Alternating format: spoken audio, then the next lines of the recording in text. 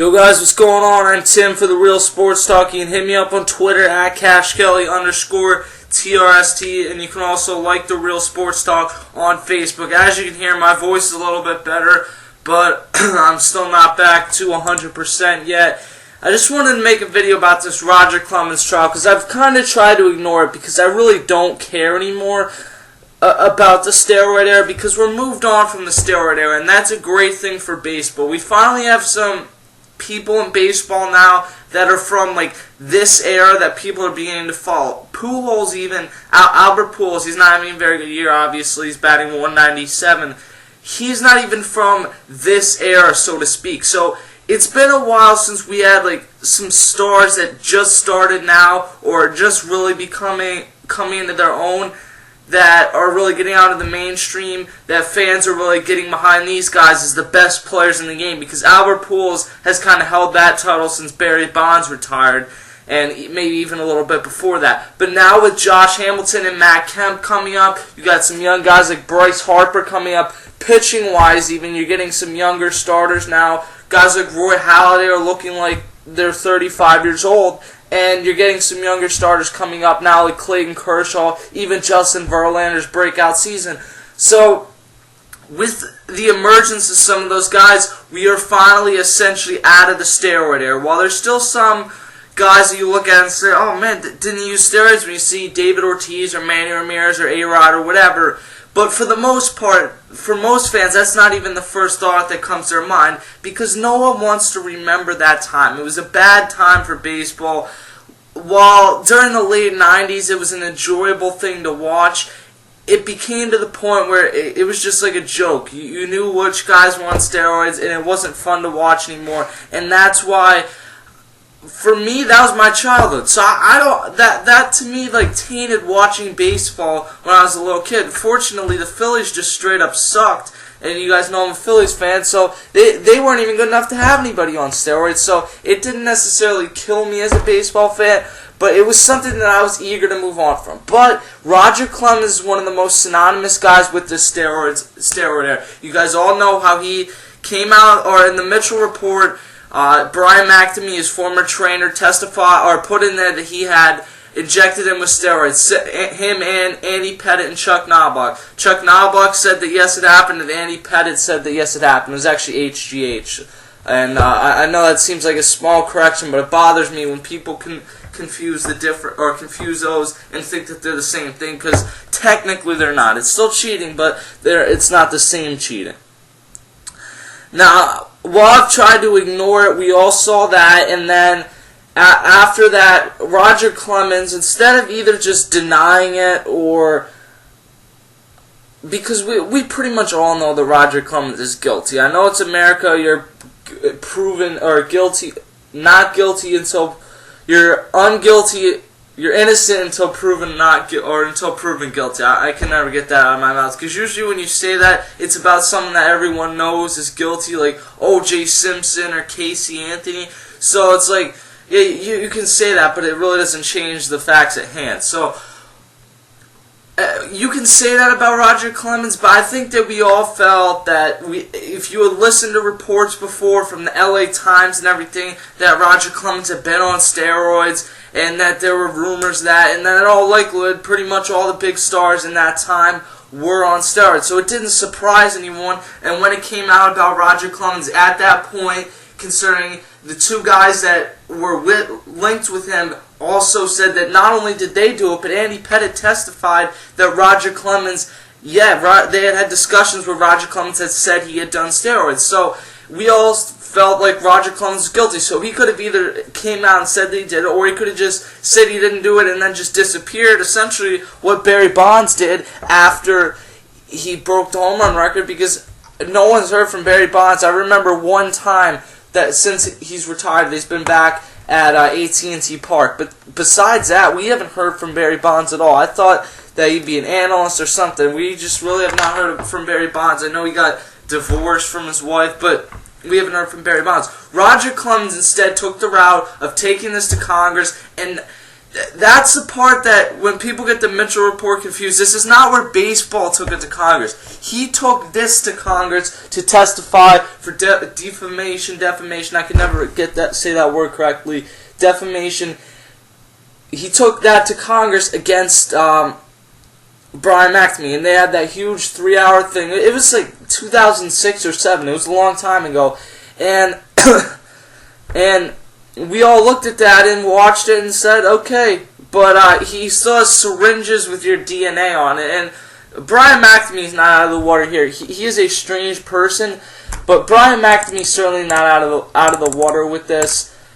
But we also understand that while he isn't weird, or while he's really weird, he saves steroids, not that came out, and he has HGH waste, whatever that means. I really honestly don't want to know, but it's enough evidence for me to believe that Roger Clemens is on steroids. What Roger Clemens did here, and I made a video about this about 2 years ago talking about this exact same thing, is essentially he took it to Congress, and now it's gotten even bigger because they've turned and gone against him for perjury, and while they threw it out the first time, we're back in trial the second time, and things have not gone well for Roger Clemens so far. With the Andy Pettit's testimony will be allowed to be used, and also the Brian McNamee will be allowed to use the saved steroids and HGH waste as testimony against Roger Clemens. I don't understand why he still has this stuff. Like when he had the checks, him and Kirk Randomski, when they had the checks that were still from that they put in the Mitchell report, that made sense because you keep checks, or you might still have checks, whatever the case is. Where do you just leave syringes lying around? Even if you're a trainer and you're doing that, wouldn't you want to get rid of the evidence? I guess maybe he didn't know how to get rid of it without getting caught or people thinking it was weird, and I guess it kind of turned on him because I think people think this is a lot more weird than if he had just said he was injecting someone with steroids. Whatever the case is, while we're dealing with with some really weird people, Brian McNamee's just a strange guy, but it appears at least that he is right. It's kind of the same thing when Jose Canseco came out against all the people and said that they were using steroids and that he had given a lot of them steroids. And Roger Clemens just comes off as such a jerk. And I thought he did, for a lot of his career, I thought Roger Clemens came off as a jerk. And the same thing for Barry Bonds. But you can come off as a jerk all you want, but when you're one of the best players in the game, I'm not going to take that away from you. You're one of the best players in the game. It's as simple as that. But when you come off as a jerk, and even though you're really good, you treat people badly while things are going good for you, people are still going to be in your corner, and everyone's going to be there, sucking up to you, for lack of a better term.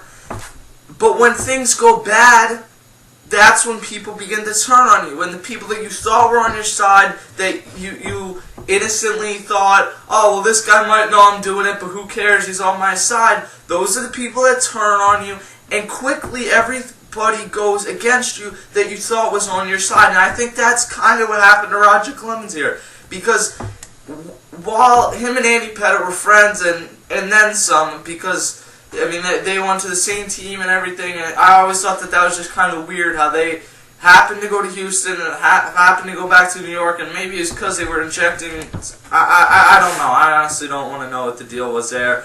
But, when Andy Pettit was backed into the corner by Congress of essentially you can either testify kind of against Roger Clemens and give us the truth about Roger Clemens, or we're going to say perjury against you, he really didn't have any other choice. Chuck Knobloch was adamant because Chuck Knobloch, A, had been out of the game for a long time, and B, Chuck Knobloch wasn't as high profile as these guys, and C, Chuck Knobloch was not considered by the media Roger Clemens' best friend. Now, I don't know if Andy Pettit and Roger Clemens were ever really best friends.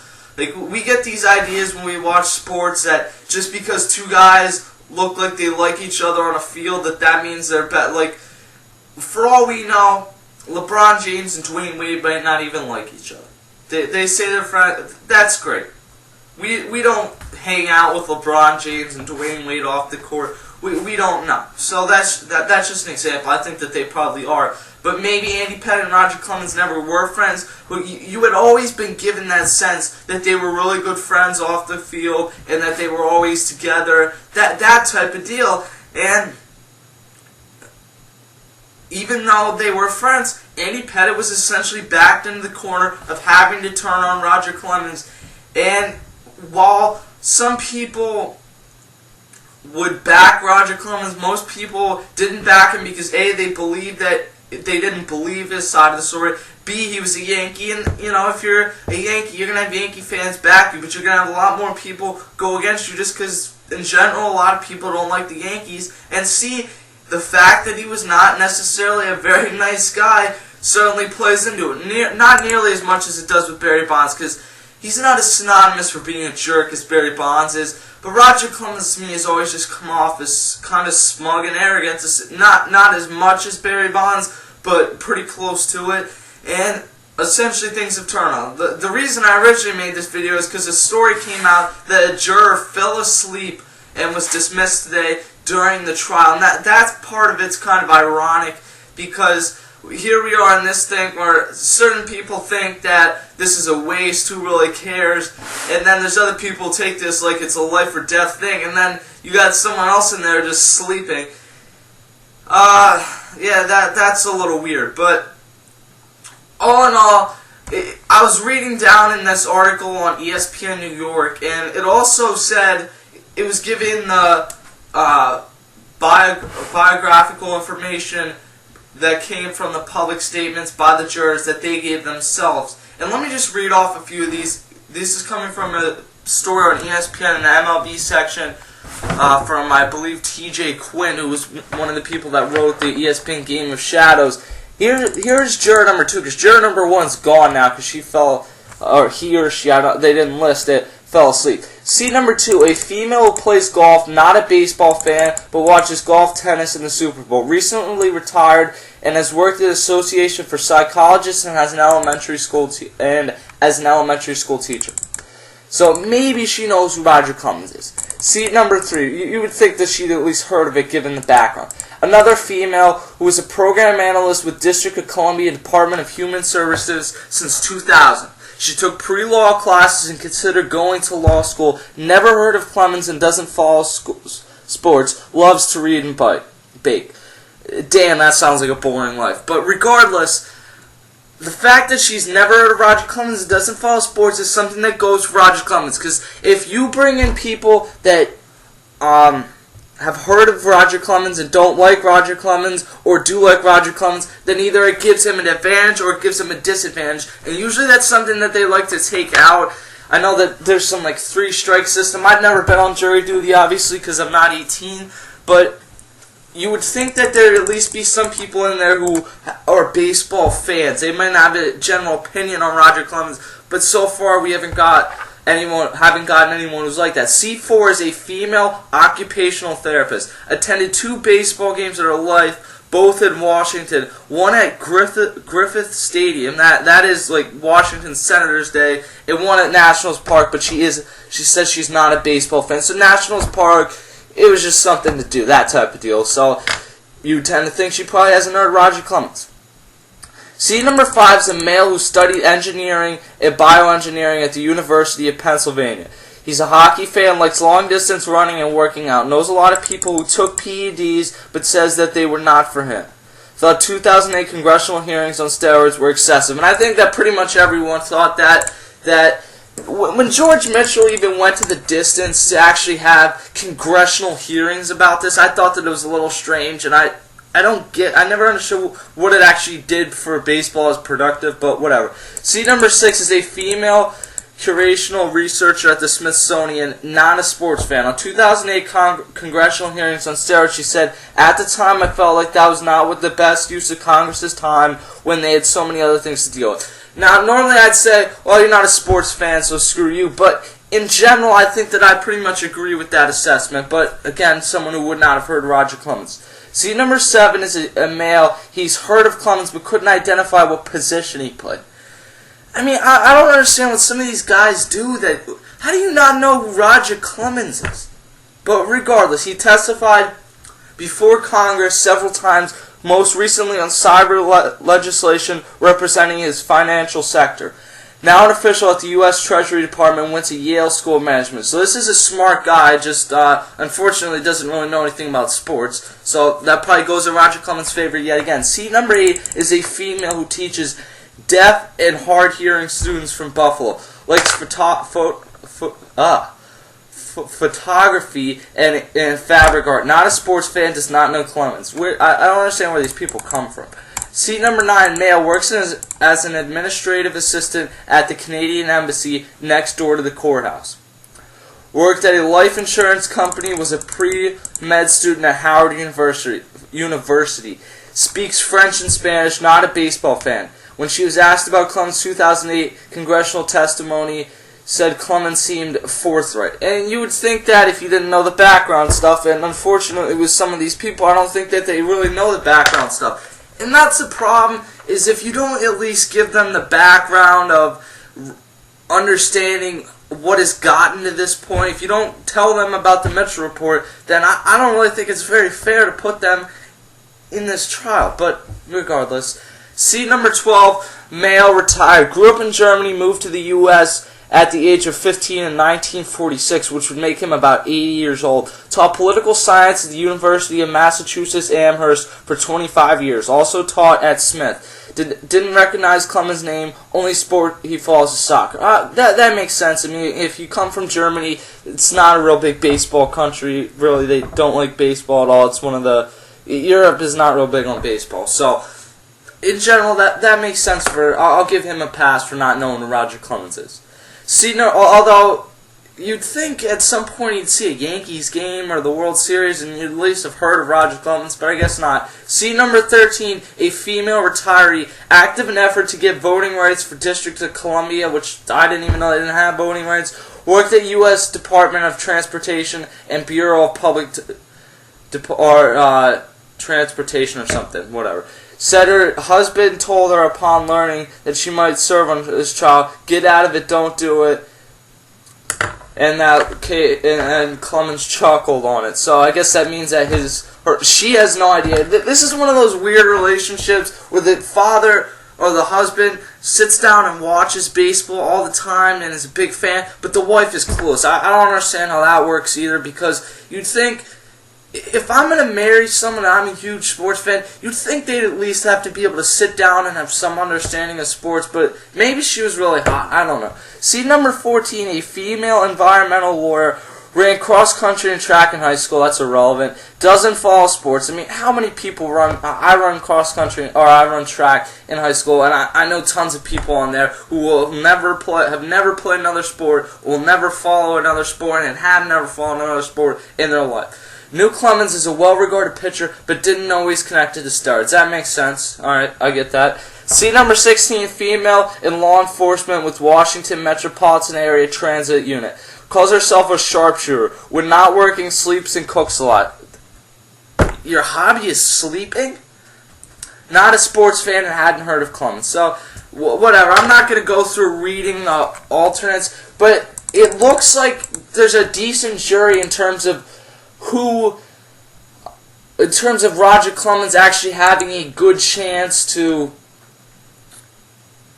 get through this without having people that think, oh, he's a jerk, so I'm going to fake a few things, say I don't really know him, and get in this trial just to put Roger Clemens down. There's not that case. And then there's not a ton of people who are sports fans.